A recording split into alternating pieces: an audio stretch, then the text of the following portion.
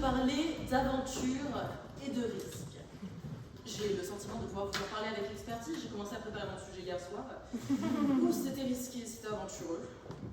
Mais je ne peux pas vous parler de ce risque-là. Ceux qui ont passé le début de semaine avec moi en ont largement entendu parler déjà. Bon, outre l'intitulé du sujet, l'aventure et le risque, qui se rapproche dangereusement du nom d'une rubrique digne de Santé Magazine, ce serait bien trop simple de vous louer les vertus de l'aventure. Et si j'avais une formation de développement personnel à vous vendre pour atteindre le bonheur en 12 étapes gratuitement sans col borax ni maïzena, référence subtile pour ceux qui faisaient du slime en 2016, je vous dirais que le départ à l'aventure n'attend que vous, que le goût de l'aventure est à cultiver, et que cette idée que vous avez en tête de tout plaquer sur un coup de tête pour ouvrir une cave à vin en Dordogne est une opportunité excellente de respiration. Une épopée, que dis-je, une odyssée au bout de la diagonale du vide, et que rien de mieux pour troubler la monotonie de votre quotidien que de sortir de votre zone de confort. LOL. L'aventure, nom féminin qui désigne ce qui arrive d'inopiné, d'extraordinaire à quelqu'un, selon le comité de vieux réac, lapsus révélateur, je voulais bien entendu parler du comité de l'Académie française, fait fantasmer, pas l'Académie française, l'aventure. Magnifique, fantastique, érotique, politique, l'aventure, c'est l'aventure. Johnny Hallyday. Mais quittons l'aventure de son sens commun, de toute façon nous sommes en prépa. Aller boire un verre dans la seule rue marchande de Bourg-la-Reine constitue déjà pour nous une très grande aventure, de la même façon que prendre une douche pour les MPSI sans...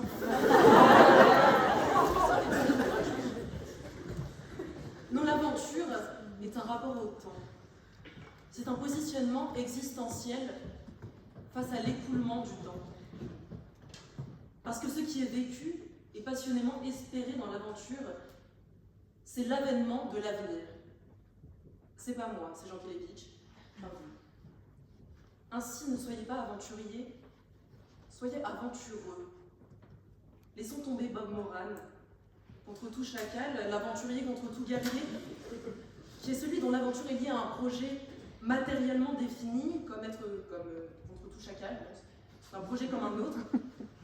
Et soyons des aventureux, qui sont ceux qui s'offrent au futur en train de se produire, à la futurition, à l'incertitude absolue de l'avenir et de l'avènement. L'aventureux prend le risque du futur et consent à son imprévisibilité. Je ne vous parle pas de risque inconsidéré. Je vous parle de ce genre de risque qui ne serait même pas pris en charge par une assurance tout risque. Je ne vous parle pas non plus des calculs coût-avantage, du produit des aléas et de la vulnérabilité. Non, je vous parle d'une véritable mise en péril de tout ce qui va arriver pour une jouissance pure de tout ce qui pourrait arriver. L'aventureux crée sa vie dans l'aventure. Soyez sûr que ce n'est jamais elle qui s'impose à l'aventureux, auquel cas elle se rapproche plus d'un accident ou d'une tragédie, non. Il y a la volonté de l'aventure.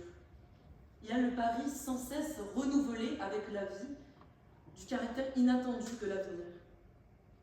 Et dans cette perspective, tout peut devenir une aventure. Chaque événement banal de vos vies très banales, je n'en doute absolument pas, peut devenir une aventure. Le menu du déjeuner à la cantine, elle, à condition qu'on se laisse tout un champ de possibilités infinies entre le blé et le cordon bleu. Ma note, un DS de géographie. Mais encore une fois, si on parvient à espérer toutes les issues envisageables entre le 5 et le 8. Bref, ne jamais tenter de prévoir, de planifier la futurition. Ce beau néologisme. Nous sommes tous ici pour passer un concours, certains dans quelques mois, je suis désolée de vous le rappeler, certains l'année prochaine. Demandez-vous si vous appréhendez ce concours en aventurier ou en aventureux. Plutôt comme Bob Moran ou Jean Kelevitch. Je dois reconnaître que l'un des deux est un petit peu plus sexy que l'autre, mais je laisse à chacun la liberté de décider quel de deux je parle, on ne sait pas. Mais Jean Kelevitch ne parle pas de concours, parce que chacun sait que que c'est un grand lover. C'est pour ça qu'il nous dit que la plus grande aventure humaine est l'aventure amoureuse. Et en effet, l'aventure amoureuse est un jeu sérieux.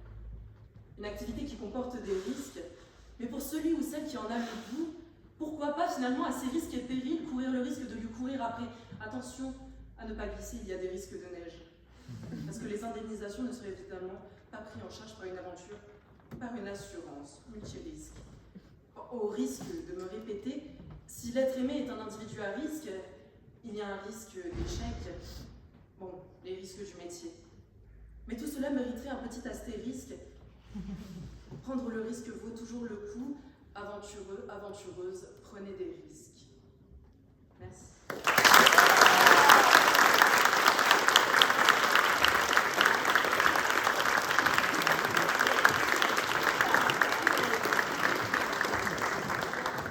Merci Mathilda. On va appeler Lorena avec le sublime.